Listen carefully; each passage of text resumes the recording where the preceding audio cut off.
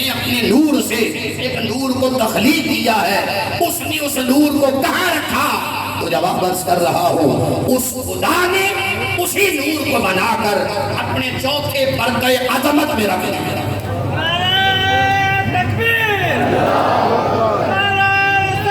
وہ نور پلتا رہا، وہ نور پلتا رہا، وہ نور پرورش پاتا رہا، وہ نور ڈیولپ ہوتا رہا، اور اس نے ہزار سالوں تک اس نور کو وہاں رکھا۔ جی پردہ کبھی وہ پردہ قدرت میں نور رہا، ثم حبس فی نور محمد بحجاب القدرہ، کبھی قدرت کے پردے میں، کبھی احمد کے پردے میں، کبھی سعادت کے پردے میں، کبھی منزلت کے پردے میں، کبھی نبوت کے پردے میں، کبھی شفاعت کے پردے میں، کبھی غیبت کے پردے میں، کبھی منزلت کے پردے میں، ہزار سالوں تک وہ نور مبارک جس کو خدا نے تخلیق کیا، اس نور کو رکھا۔ کیوں رکھا؟ کہ حبیب ہم چاہتے ہیں ہم تجھے اپنے حجابات میں رکھیں تاکہ تم فیضیاب ہو سکو۔ خدا فیضیاب کرتا رہا، وہ نور فیضیاب ہوتا رہا۔ آپ کہیں کہ کوئی حدیث کی سند پیش کر دے جس پر ہمارے دلوں کو اطمینان، کائنات بن گئی، انبیاء اور رسول کا سلسلہ شروع ہوا، حضرت جبریل امین علیہ السلام آئے، حضرت محمد مصطفیٰ علیہ السلام آخری نبی بن کر تشریف لائے۔ سرکار نے ایک روز فرمایا، یا جبریل کم عمرک، اے جبریل یہ بتا تیری عمر کتنی ہے؟ اس نے عرض کی میرے آقا میں عمر کا تو نہیں بتا سکتا کہ میری عمر کتنی ہے، میں ایک منظر نامہ پیش کرتا ہوں، آپ اس سے اندازہ کر سکتے ہیں غلام کی عمر کتنی ہے۔ یہ میں پڑھ رہا ہوں سیرت حلبیہ سے، امام برہان الدین حلبی لکھتے ہیں کہ اس نے عرض کیا میرے آقا اللہ نے جب سے مجھے نور بنایا ہے، میں چوتھے حجاب عظمت میں ایک ستارہ، ایک روشنی، ایک چمک دیکھتا۔ میرے آقا فرمانے لگے بتاؤ وہ کتنی دیر کے بعد چمکتا؟ عرض کیا وہ 70,000 سالوں کے بعد وہ روشنی، وہ نور چمکتا اور پھر وہ مطلع سے غائب ہو جاتا، پھر 70,000 سالوں کے بعد وہ افق پہ نظر آتا، مطلع پہ نظر آتا، پھر غائب ہو جاتا، پھر 70,000 سالوں کے بعد وہ چمک، وہ نور، وہ روشنی نظر آتی، پھر اپنے مطلع سے ہٹ جاتی، پھر اپنے جگہ سے غائب ہو جاتی۔ آقا نے فرمایا جبرائیل یہ بتاؤ تو نے اس نور کو کتنی بار دیکھا؟ عرض کی میرے آقا وہ 70,000 سالوں کے بعد چمکنے والی نور روشنی میں نے اسے اپنی زندگی میں 72,000 مرتبہ دیکھا ہوا۔ حافظ آباد کے شہر میں رہنے والوں، عقل و خرد رکھنے والوں، عشق و محبت رکھنے والوں، جذبات اور عقیدت رکھنے والوں، اپنے آقا کی شان کو سماعت کرنے والوں، اپنی سماعتوں کو، اپنے افکار کو، اپنے ادراک کو ذرا اونچا لے کر جاؤ۔ اس نے عرض کیا 72,000 مرتبہ اس کو دیکھ چکا ہوں۔ سرکار فرمانے لگے جبرائیل جانتے ہو وہ ستارہ، وہ نجم، اس کی اصلیت کیا ہے؟ عرض کیا وہ چمکنے والا، وہ چمکنے والا اور میں دیکھنے والا، اس سے اگلی حقیقت، اس سے اگلی ماہیت میں نہیں جانتا۔ حضور نے فرمایا سن لو، وعزت ربی جل جلالہ، اے جبرائیل مجھے میرے رب کی عزت کی قسم، وہ چوتھے پردے عظمت میں چمکنے والا ستارہ میں محمد مصطفیٰ تھا، میری ذات تھی بشکل نور جو اللہ رب العزت کے چوتھے حجاب عظمت میں رہی۔ تو شاہ خوباں، تو جانے جانا ہے چہرہ ام الکتاب تیرا، نہ بن سکی ہے نہ بن سکے گی مثال تیری جواب تیرا۔ اور میرے آقا تو سب سے اول، تو سب سے آخر، ملا ہے حسن دوام تجھ کو۔ اے عمر لاکھوں برس کی تیری، اے عمر لاکھوں برس کی تیری، مگر ہے تازہ شباب تیرا۔ اے سائن تو بھی عجیب انسان جو خوف محشر سے ہے ہراساں، ارے تو جن کی ہے نعت پڑھتا وہی تو لیں گے حساب تیرا۔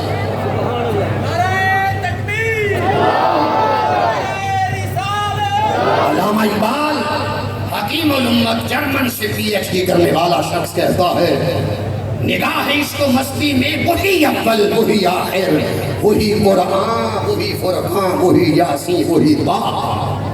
کبھی اس نور کو عالم حقیقت میں رکھا، کبھی اس نور کو عالم انوار میں اتارا تاکہ نور اس سے فیضیاب ہو سکے۔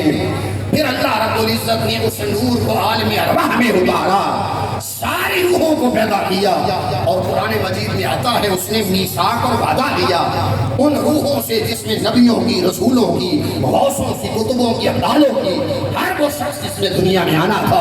اللہ رب العزت نے فرمایا الستُ بربکم، کیا میں تمہارا خدا نہیں ہوں؟ آپ تفسیر پڑھیے، روح المعانی سید محمود آلوسی لکھتے ہیں جب اس نے عالم ارواح میں فرمایا کیا میں تمہارا خدا نہیں، پروردگار نہیں، الستُ بربکم، کیا میں تمہارا رب نہیں؟ تو فرمایا روحوں نے سنا، اور علامہ آلوسی لکھتے ہیں سرکار دو عالم صلی اللہ علیہ وسلم کی روح نے فرمایا انا اولہم من قال بلا، آقا نے فرمایا ان روحوں میں سب سے پہلے جس روح نے کہا تھا تو میرا خدا ہے وہ روح محمد مصطفیٰ علیہ السلام تھی۔ آپ سے سن کر، آپ سے سماعت کر کے باقی سب روحوں کو شعور ملا، انہوں نے کہا قالوا بلا، تو ہمارا پروردگار ہے۔ ارے راجہ چوک میں بیٹھ کر سننے والوں، یہ تو عالم بشریت میں ہم بیٹھے ہیں، میں آپ کو عالم ارواح کی بات بتا رہا ہوں۔ عالم ارواح میں جس روح کو اللہ کی معرفت ملی، عالم ارواح میں جس روح کو اللہ کی شناسائی ملی، جس روح کو اللہ کی توحید کی خبر ملی، صدقہ محمد مصطفیٰ صلی اللہ علیہ وسلم، نور کے صدقے، مصطفیٰ کے صدقے، عالم ارواح کو ہر روح اس کا فیض ملا، ہر روح کو رسالت بات کے صدقے سے نور توحید اور اللہ رب العزت کی ربوبیت کا فیض ملا، تعارف ہوا۔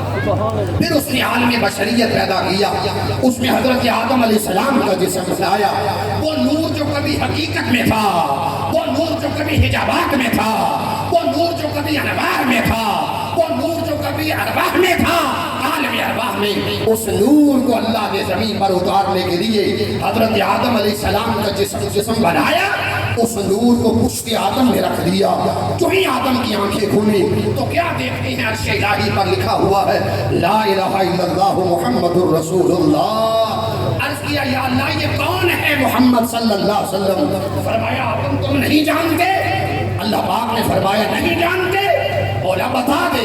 فرمایا سن لو، لولا لما خلقتک، اگر یہ نہ ہوتے تو تجھے بھی نہ بنا تھا، اگر تجھے بنایا ہے محمد کے صدقے بنایا۔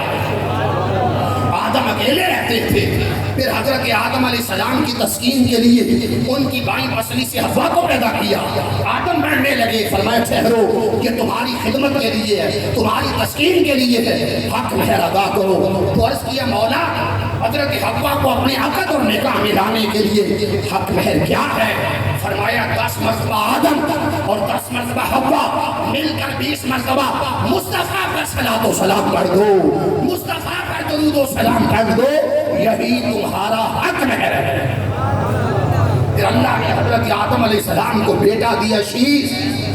جوانوں، اقبال کہتا ہے جوانوں کو میری آہ سحر دے، ان شاہی بچوں کو پھر بالوں پر دے، خدایا آرزو میری یہی ہے کہ میرا نور بصیرت عام کر دے۔ جب شیش پیدا ہوئے تو فرمایا بیٹے شیش، تیرا باپ آدم تمہیں نصیحت کرتا ہے کہ تو نے زندگی میں محمد مصطفیٰ علیہ السلام کے نور مبارک، ذات مبارک کا لحاظ رکھنا ہے۔ عرض کیا بابا کیوں؟ فرمایا جب میں جنت میں تھا تو جنت میں جس جگہ بھی دیکھتا جنتی خیموں پر محمد محمد لکھا ہوا تھا، ارے حوروں کے سینوں پر محمد محمد لکھا ہوا تھا، حورین عین کے گلوں پر محمد محمد لکھا ہوا تھا، حوروں کی آنکھوں میں محمد محمد لکھا ہوا تھا، ارے بانس پر محمد محمد لکھا ہوا تھا، جنتی پتوں پر، جنتی پھلوں پر، جنتی خیموں پر جدھر میں دیکھتا ایک ہی اسم مبارک نقش تھا، محمد محمد محمد محمد صلی اللہ علیہ وسلم۔ اس لیے حکم دے رہا ہوں بحیثیت باپ کہ تم دنیا میں اچھی عورتوں سے نکاح کرنا۔ تو حضرت آدم اور حوا سے لے کر حضرت آمینہ اور حضرت عبداللہ تک یہ جتنا شجرہ چلا، یہ جتنی نسل چلی، یہ جتنا لائن چلی، اس میں ایک بھی ایسا فرد نہیں ہے جس کے دامن میں جہالت کا ارتباط ہو۔ پاک پشتوں سے، پاک شلبوں سے اللہ رب العزت نے سیدہ آمینہ کی ذات گرامی تک کو نور اتارا۔ برادرین محترم، پھر وہ رات آ گئی، راتیں جس رات کا انتظار کرتے آپ پڑھیے سیرت حلبیہ قرآن الدین حلبی، آپ پڑھیے امام سیوطی کی خصائص کبریٰ، اور میں اپنے جوانوں کے لیے ان کو تعارف کے طور پر بتانا چاہتا ہوں ہم نے استقبال کیا کرنا ہے۔ بحیثیت انسان ہم کیا استقبال کملی والے کے میلاد کا کر سکتے ہیں؟ آؤ تمہیں ریسیپشن بتاؤں، تمہیں استقبال بتاؤں اللہ رب العزت نے اپنے نبی کا استقبال کیسے کیا۔ میں نے 2 کتابیں بتائیں، اس سے جملے چن چن کر عرض کر رہا ہوں۔ تیسری کتاب پڑھ لو میلاد النبی، حضور شیخ الاسلام پروفیسر ڈاکٹر دعا القادری صاحب جو ہمارے استاد ہیں، وہ لکھتے ہیں، سیوطی لکھتا ہے، حلبی لکھتا ہے، ڈاکٹر صاحب لکھتے ہیں، جب رات آ گئی وہ شب میلاد، اس خدا نے حکم دیا آسمان والو آج سلامتی کی دعا مانگو، اس لیے کہ آج کی صبح نور محمد آنے والا ہے۔ اللہ نے حکم دیا ملائکہ، جی مولا، فرمایا آسمانوں میں زبرجد یاقوت اس کے موتیوں کے مینار بناؤ۔ شب میلاد مینار بنائے گئے، شب میلاد اور شب معراج جب رسول علیہ السلام اللہ کی ملاقات کے لیے گئے تو جبریل کہنے لگا میرے آقا یہ وہ مینار ہے زبرجد اور یاقوت کے موتیوں سے بنے ہوئے جو ہم نے شب میلاد آپ کی خاطر بنائے تھے۔ تو جب یہ رات آئی حکم دیا آسمانوں کے 7 دروازے کھول دیے جائیں، جنتوں کے 8 دروازے کھول دیے جائیں، بزم کون و مکان کو سجا دیا جائے، 70,000 حوریں فضا میں کھڑی کر دی گئیں کہ مصطفیٰ کے آنے پر خوش آمدید کہو۔